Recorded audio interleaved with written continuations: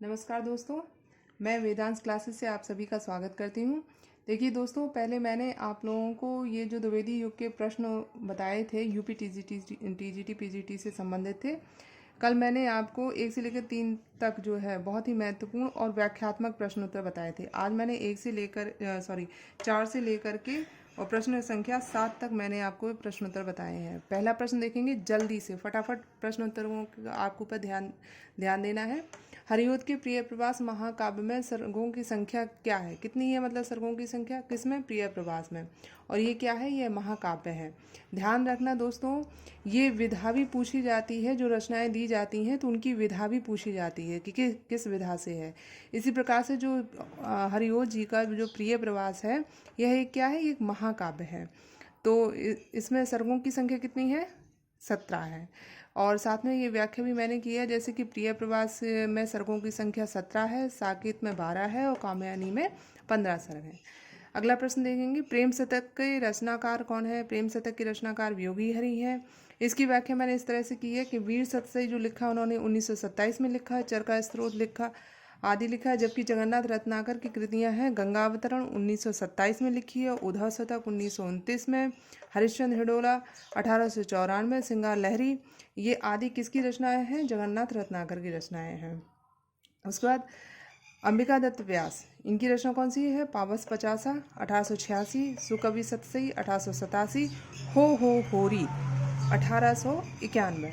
ठीक है, ये किन की रचनाएं हैं? ये अंबिका दत्त व्यास की है। तो जितने भी ऑप्शन में जो लिखवाए हैं, ये आपके जो 4 ऑप्शन बनते हैं, इन 4 ऑप्शनों में से कुछ ऐसे महत्वपूर्ण लेखक होते हैं जिनकी रचनाएं अधिकतर हमारी परीक्षा में आते हैं।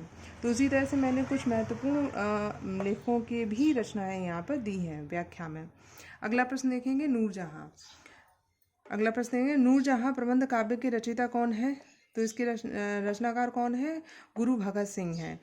इसकी व्याख्या मैंने इस तरह से दी है, कुतुबुन ने मृगावती नामक सूफी प्रबंध काव्य की रचना की, जबकि हरिओद ने प्रिय प्रवास, वैदेही वनवास, रस कलश आदि काव्यों की रचना की। सियाशरण गुप्त ने बापू नामक काव्य ग्रंथ की रचना की। अगला प्रश्न देखेंगे, रचना काल के अनुसार श्रीधर पाठक की रचनाओं का सही क्रम क्या है? मैंने ये 4 ऑप्शन दिए हैं दोस्तों। देखिए, अलग अलग जो रचनाएं हैं वो सब किसकी हैं? श्रीधर पाठक की रचनाएं हैं। अलग अलग तरीके से मैंने इन रचनाओं को दिया है। तो इसका आंसर क्या होगा? पहले क्रम से, क्योंकि सही क्रम बताना है हमें, तो पहला क्रम क्या होगा? शांत पथिक, उजड़ ग्राम, एकांतवासी योगी और सांध्य अटन। इसकी व्याख्या मैंने इस तरह से दी है, मनोविनोद 1882, हिमालय 1885, एकांतवासी योगी 1886, जगत सच्चाई सार 1887, उजड़ ग्राम 1889, गुणवंत हेमंत 1908 में है, और शांत पथिक 1902 में है। ऋतु संहार, कश्मीर सुषमा, ये 2 रचनाएं हैं। ऋतु संहार अलग है और कश्मीर सुषमा अलग है। तो कश्मीर सुषमा कब लिखी गई? 1904 में लिखी। वनाष्टक 1911 में, देहरादून 1915 में, स्वर्गीय वीणा धनविजय सांध्य अटन लिखी गई 1918 में, और भारत गीत 1928 में। नोट में आप लोग थोड़ा सा ध्यान दीजिएगा कि पाठक जी, जो श्रीधर पाठक जी ने हैं, क्या किया है कि एकांतवासी योगी की रचना लावनी या ख्याल शैली में लिखी है, और साथ में जो शांत पथिक रचना है ये किस में लिखी गई है? रोला छंद में लिखी गई है।